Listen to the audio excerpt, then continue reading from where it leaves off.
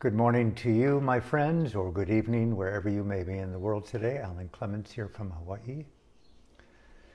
I think today is November 18th, 2021.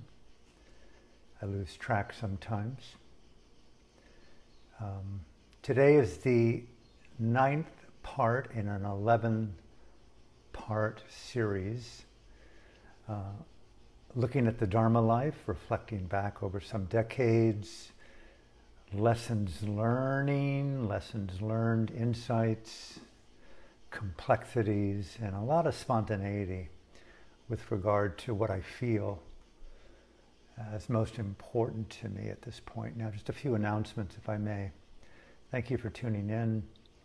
This is my podcast and my live stream called As I See It.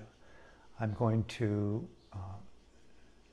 cease, starting Sunday, any commitment to a daily sharing.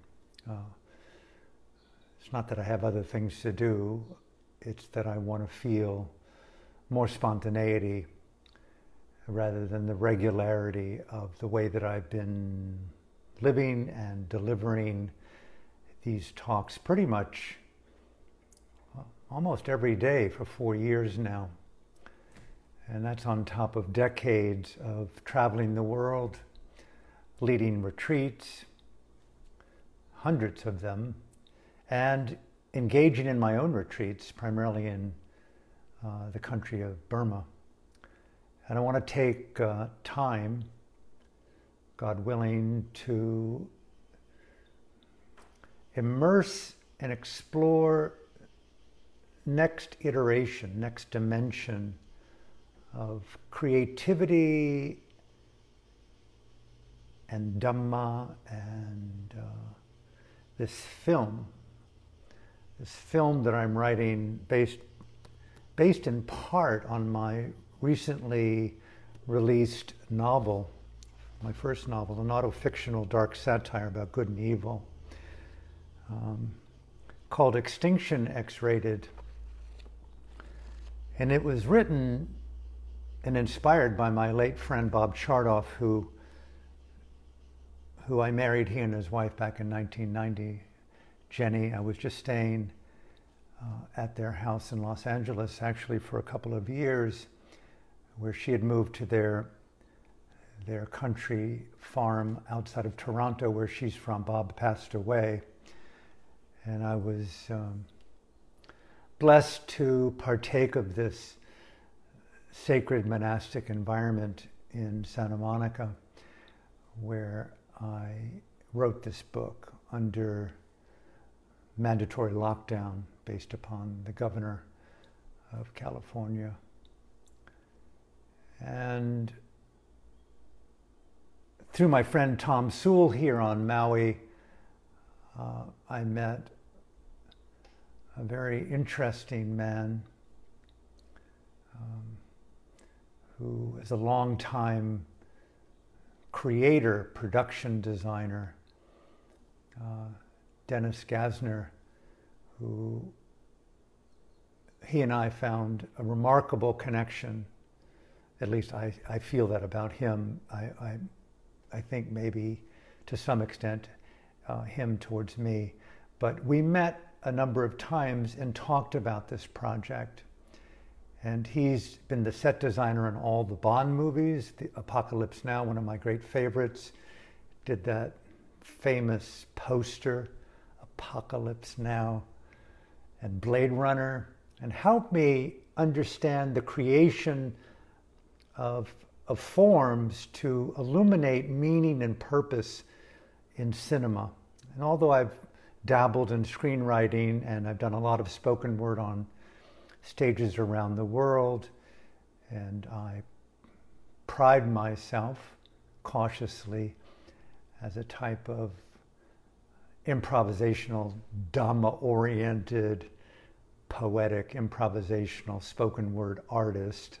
I love the spontaneity of simply being free rather than rehearsing and memorizing and doing what you can to make people laugh and cry on the edge of a razor blade based upon your skill at articulating nuance and verbiage and all the clever little ways to create humor and comedy and satire and tears and sincerity and make people do things deeper than their understanding of why they're doing them. Move something way down deep inside. And so Dennis and I talked, and Tom as well, and his beloved wife Michelle, and other dear friends in my life, Janine and Catherine, and a number of others. Bless them. And I'm really desiring to bring forth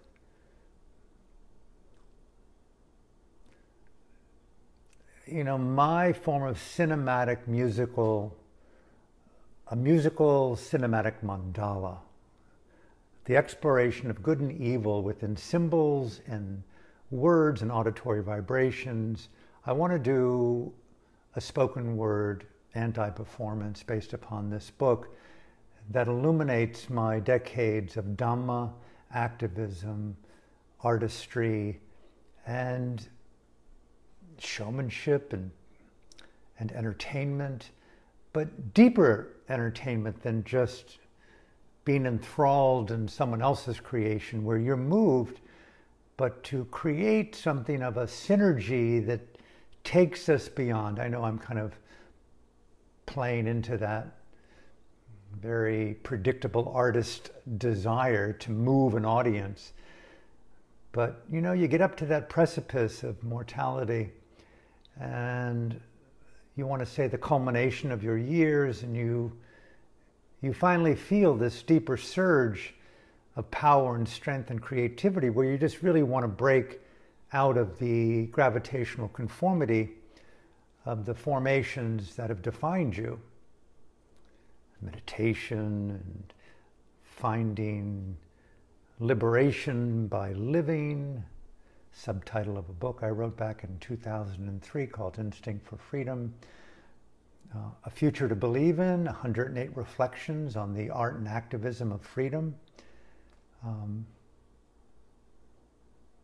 Wisdom for the World, a book of conversations with my late teacher, the Venerable Seda U Pandita. 4 volumes, 2,000 pages of interviews brought forth in these recently released titles, Burma's Voices of Freedom. My months with U Chi Mung, my mentor, and U Tinu, my mentor, and Daw Aung San Suu Kyi, my mentor, and friends, and U Win Tain and U Win Tin,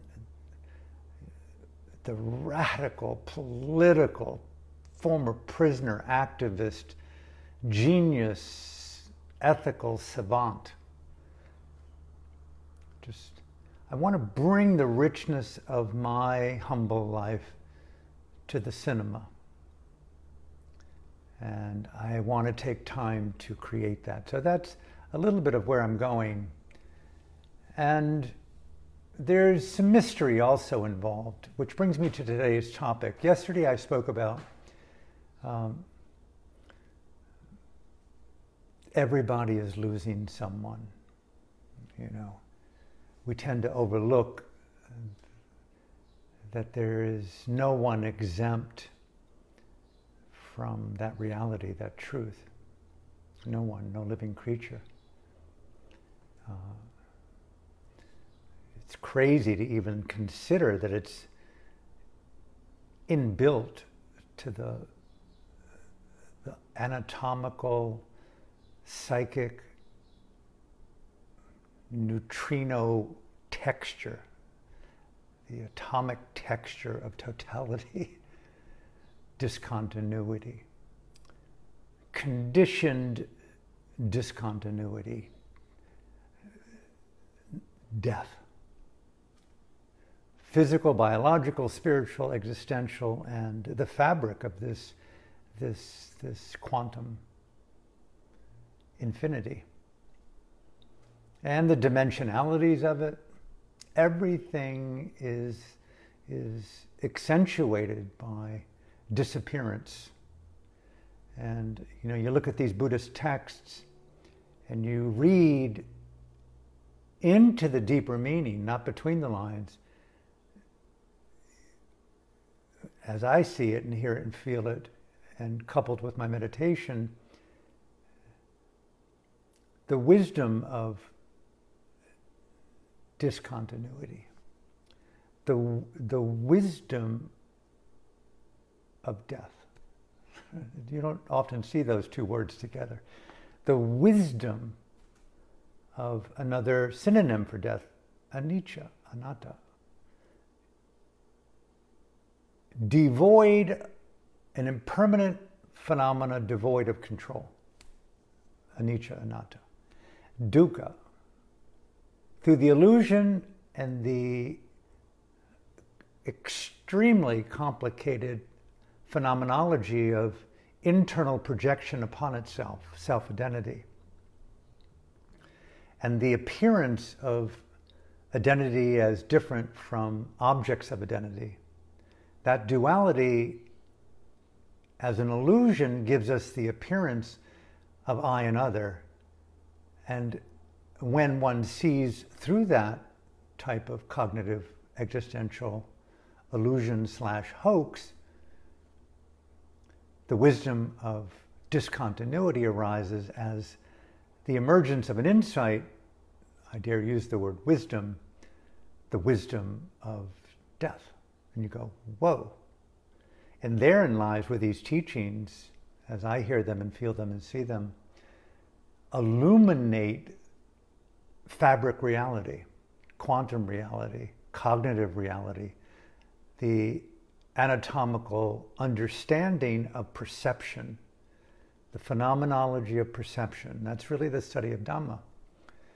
And how well an individual sees the phenomenology of perception, both the perceiver as well as the object of perception, as well as the translation of perception in terms of ideation, thought, reflection, and then the emotionality attributed to ideation,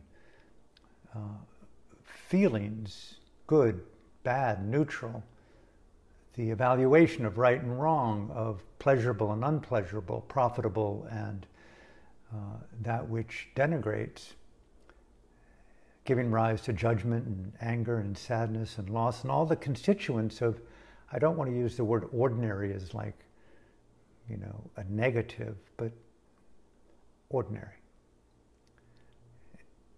And here we sit and walk and talk in this recognition that everybody is losing someone. The Buddha's famous communion with Kisa Gotami, a beloved, lost a son, and in a state of deep trauma, feeling the naturalness of loss, the biological externalization of life, the woman to the child, and having to face the wisdom of death or the terror of death. That choice. And it can be seen as opportunity or tragedy. Now, I was thinking this morning of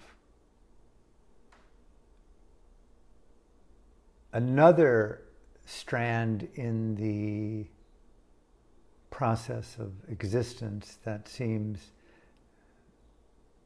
very real, has been very real for me, continues to be very real for me, is not only is everybody losing someone, everybody is looking for someone. If you, I want to say if you know what I mean, but if you're honest. I have rarely had a moment in my life, I think, really, where I wasn't in some way looking for someone. I may not be aware that I am. And I know the looking needs to be explored, and who that someone may be. I don't want to get too cliched and say that someone could be me. Alone, yes. So this centrality of purpose and meaning and vocation, called I've individuated through the womb of my mom. And within that individuation, there is the innate impulse to then continue this very mysterious, most of the time, existential journey of connectivity, of bonding, of everybody's looking for someone. I think even when I reflect upon my years renouncing dimensions or expressions of intimacy and relationship, partnering, lover, friendships in the worldly sense, and entered the monastery, shaved my head, gave up my lay clothing, and began to wear the monastic robes, and consciously vowed to maintain celibacy, non-ownership of money, non-ownership of food, of belongings, conscious restraint through words and energy with other, that were devoid of sexual innuendo, and equally to those renunciations, a higher fidelity to taking it higher. Communication that evolved trust, sanctity, safety, mutuality, harmony, peacefulness, beauty. Equal to that, a third dimension was the commitment to the vocation of engaging your own innate Dhamma, Dharma intelligence, your own innate spiritual trans-religious intelligence, just like we all are innately alive based upon a concentric integration of biological intelligences that are animating your body and my body and our minds right now, innate Dhamma intelligences that are innately operating in this great expanse called mind and body in context to Earth, solar system, galaxy, and multidimensionality, the metaverse. These intelligences. The vocation of meditation is the third dimension, where you committed yourself to the transformational wisdom of interiority, the exploration of consciousness based upon timeless qualities of mind, SOMs, states of mind, cetasikas in the Pali Buddhist language, specific colors on the palette of consciousness deliberately engaged and mixed to create luminous expressions of love, beauty, kindness, compassion, empathy, generosity, ethical intelligence, the colorization of states to bring forth insight, wisdom, and the transparent luminosity of freedom. The absence of remorse, the temporary absence of fear, the sustainable state of tranquility and equanimity, a wisdom-infused equanimity that sees that discontinuity is every second of perception. death in the larger sense, death in the medium sense, but a meditator and a yogi knows clearly that consciousness is a split-second phenomenology, a dyad of cognitive presence, awareness in the object, arising in pairs and disappearing into the ocean of mystery. And everybody is looking for someone within this wisdom dance. And I think there's something very precious about that recognition. And I mean, it's stating the obvious, how many books and poems and philosophers' tales and prayers and hymns and musicals on the city streets and on the stages of Broadway, theaters around the world, concerts, actors, musicians singing and presenting their heart's cry for union, communion. Everybody's looking for someone. The call of love, the call of closeness, right? The call of connectivity, the call of meaning. No one wants to simply be in their own so-called bliss or rapture. Well, I should say it's the rare individual who doesn't want to share that joy with another. Whenever we came across a great movie or a great new song, one of the greatest joys that we had and have, a great new book, is to tell someone we care about that book or that song or that film or that person that you met. And books have been written about that person turning out to be one of the most challenging, if not worst, encounters of your life. Yet, repeat, wash and rinse, as it said. Live and learn, right? And everybody's looking for someone, and we want to keep improving our capacity, right? In the looking, how well do you see? In the seeing, how well do you know what you see and what you're looking at? And to stay in elegant, patient poise at that very important crossroad of communion, union, ignition of chemistry with everybody's looking for someone. I think it's something very beautiful to keep your eye, heart, soul, entirety open. Yes, it's been said so many times, and I've said it, be the chemistry that you seek and let the mystery walk into mystery, right? And let's close our eyes together in union and kiss for the first time, because we're reunion after decades and epochs of distance and time, and all of a sudden you've completed my journey of awakening. I've found you, you've found me.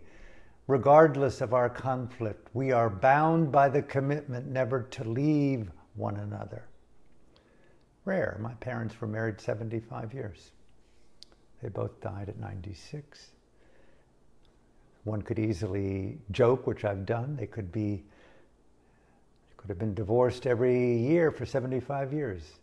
But no, there was something in that everybody is looking for someone. And they stayed with that someone from an early age all the way to the end. And who knows, maybe again, my mom, before she passed, after my dad passed, said, I just want to be with Dad. I just want to be with Dad. That's exactly what Gautama and Yasodhara. Gautama was the Buddha's name before he became the Buddha at 35. And Yasodhara was his soulmate, his partner, his lover, his wife.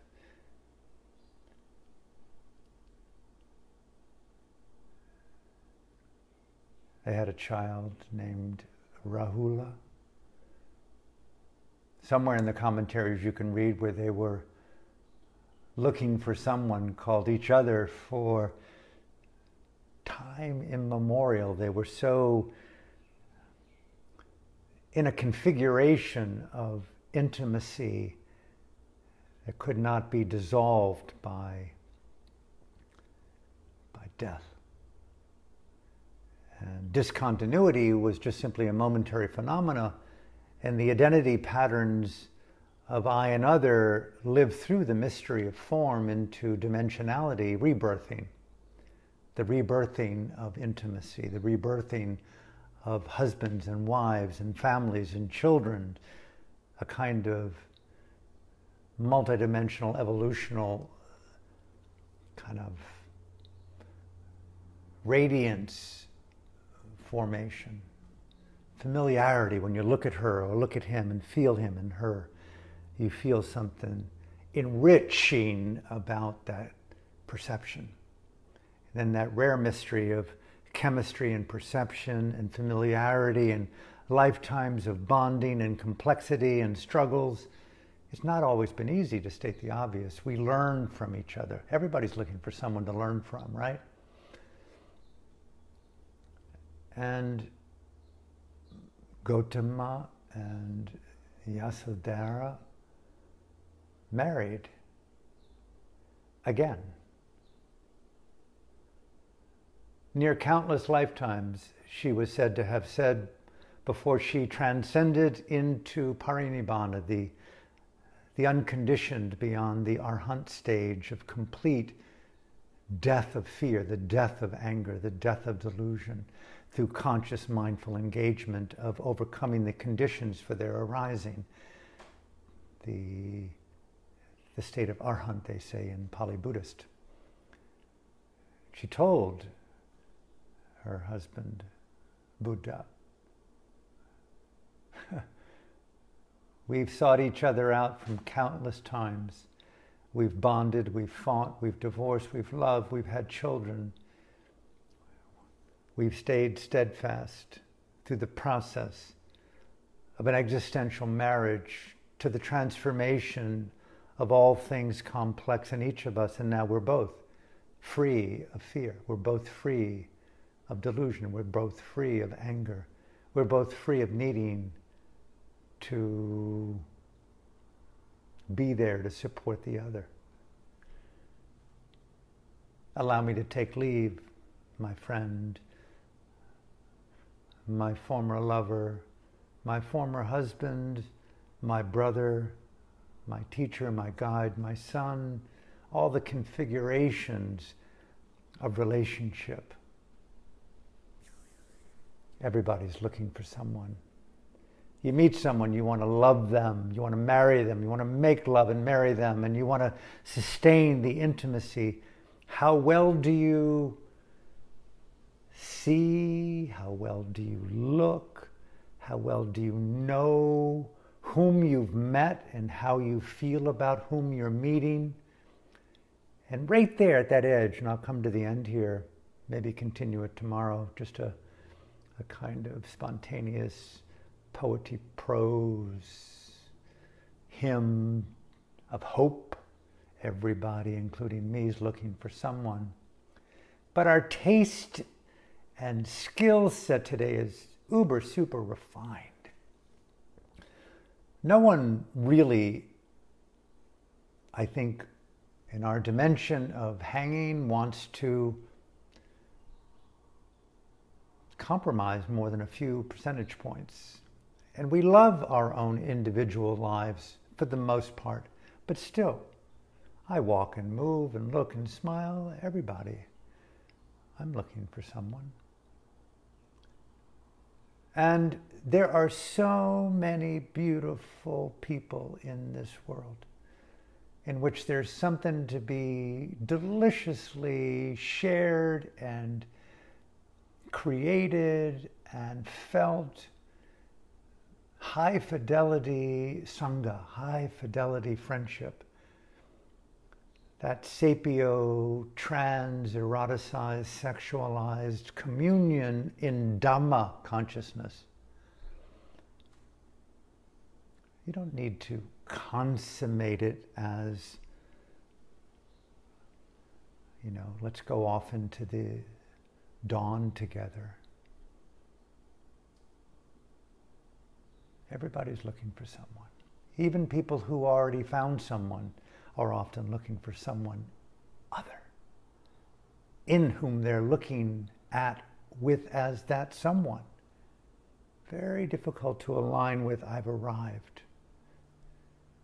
And even when you arrive, do you keep that looking and seeing and knowing and feeling and growing and expanding in this a Nietzsche field, this topography of cognitive, emotional, psychological, religious, existential energy? We are galaxies just in formation, expressing consciousness in this outrageous experience called existence. So to be in orbit, to be in constellation with other, wow. I have found a teacher, I have found a lover, I have found a sister, I have found a mother, a father, a brother, a guru, a teacher, a saint. We don't want mercenaries, those men and women who are primarily more concerned with making money at the expense of ethics. I've met women like that. I've met men like that. They live in disguises. They have the language of transformation, the language of freedom, the language of Dharma, the language of yoga. They move in that spirit, but based upon not really knowing what you're looking at. Live and learn, yeah, but it's painful to learn that lesson yet again. And so, how do you know whom you're looking at and seeing, and in that rare configuration of mutuality where someone's looking at you and seeing and feeling, and you're both talking and assessing and touching with the possibility of exploring more. And you're going, wow, okay, cool. Well, maybe I'll talk more about that tomorrow, a few words about it today. And thank you for tuning in. Thank you for listening. Thank you for feeling. I hope there's something in this that touches you. It certainly touches me, because when I'm really deeply honest about it, I think I am looking for someone, and that someone could very well be an emerging expression of myself, but reflected back through other. There's something very profoundly sacred about the rare creative communion with other, and those attributes that sustain significant other. Honesty and truthfulness and, all of the list. Transparency, generosity, creativity, benevolence, caring. My dad pretty much took care of my mom for the last 10, 12 years of her life. I mean, it was really quite an epic expression of romantic service, the way that I felt it. Romantic, religious, decency, and dignity, right? An individual of conscience. You just love those girls and boys and men and women who live and abide, not just in prayer, but in high conscience, an ethical poise when potential compromise could arise, and their root of courage and morality goes deeper than you. And you go, wow, so cool, their commitment to truthfulness and honesty and fidelity. These rare attributes to grow in these cognitive, psychological, emotional strengths. And generosity, someone who rejoices. I mean, just the simple quality. Who do you feel seen by? I mean, how many times over the decades I've been in circumstances where there's couples, there's people who are single, there's people who are married. And obviously you can't tell how well someone who's in a relationship is seen by their partner, but I dare say something so obvious, how many people do live by the calling, everybody wants someone, and how willing they are to settle for someone who doesn't really see them. And I know I'm saying things that are so obvious, but at this stage of life, at my stage, I really, really, really feel that I don't have any interest in running from that which makes me different. In fact, I err on the shadow side of accentuating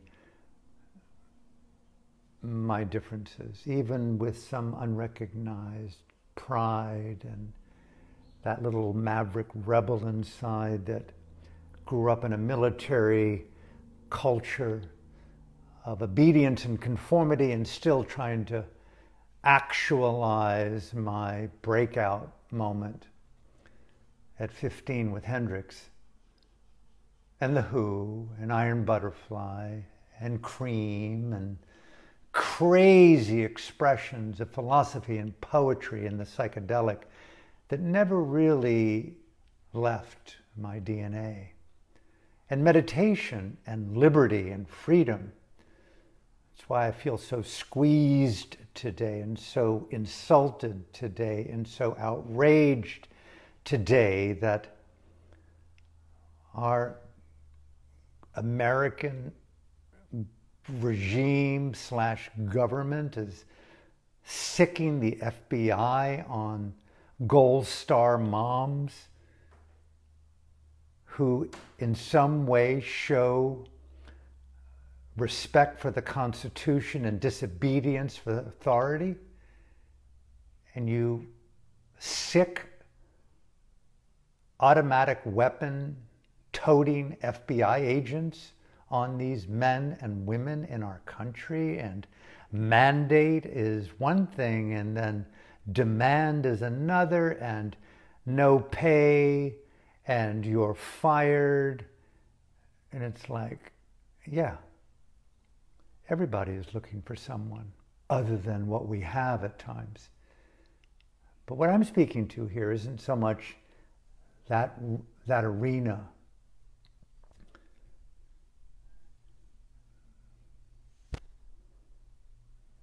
To honor your differences, to honor your calling, to keep alive that beautiful quality. I'm speaking to myself here, that beautiful quality of desire, of longing, of wishing, of hoping, of being unafraid to feel, to look, to know. How do you know whom you are with? Is someone to be with again? Just read Facebook posts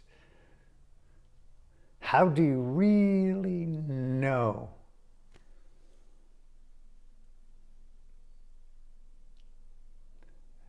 A lot of women understand this more than men. I'm going to leave it at that and think about it.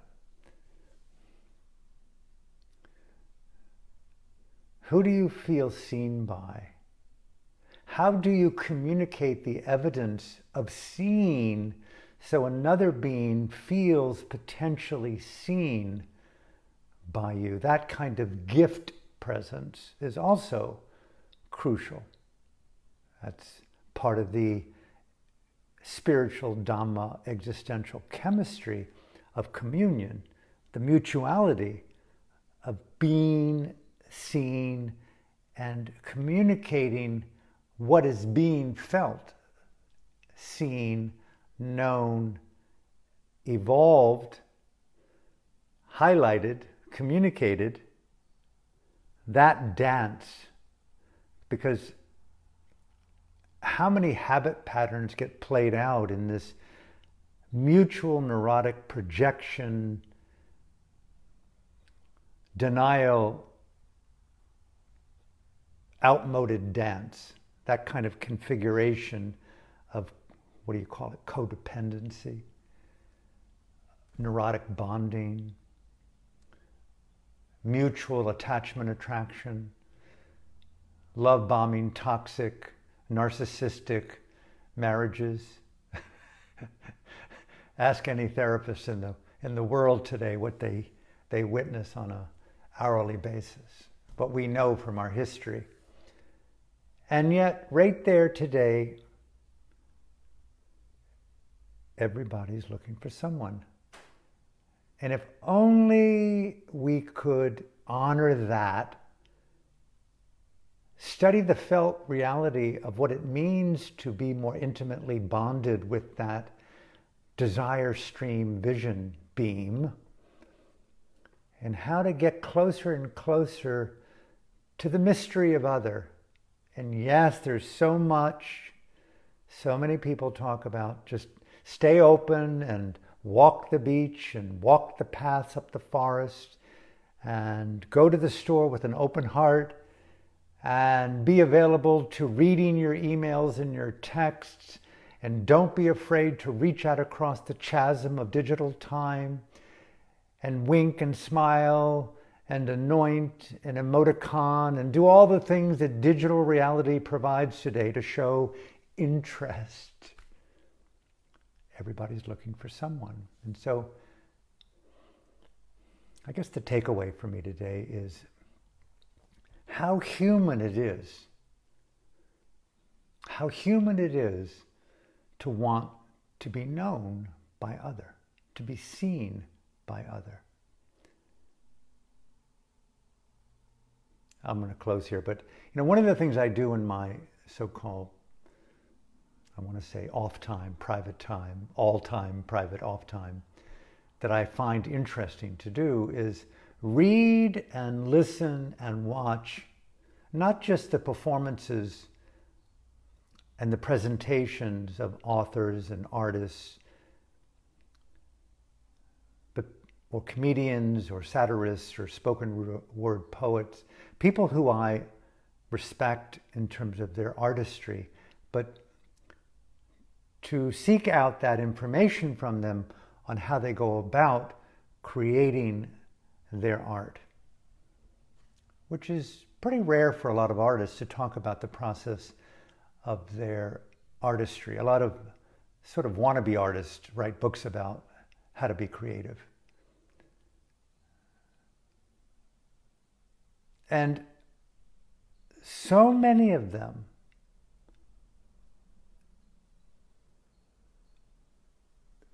don't really acknowledge, but they put it in there, I could not be who I am without my partner.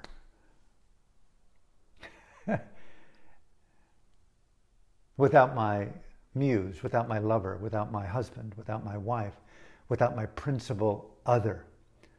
And when you go down deeper into that often way too short paragraph in the rare person who talks about the chapter, they get me. They see me. They commune with me. They dance with me. They're honest with me. They love, adore, and elevate the best of me. Who do you feel seen by? Isn't that something so remarkably pure? And I'm going to close with this, I promise, and I could do it more. I used the phrase the other day, wisdom-infused creative mudita. Panya-infused creative mudita. Panya, the Buddhist Pali word for wisdom, and mudita for sympathetic joy, a creative relationship with someone who's happy, who's sharing something beautiful with you that's meaningful to her or him, and you creatively explore it with them without them really even knowing it. And so you prolong and elevate this process of their happiness by being in their mind and body creatively. A kind of creative empathy with joy as the radiance, not a overcoming of their fatigue or their suffering. How do we communicate openly, creatively, the joy for someone else to be seen by us? That's my point. Active mudita.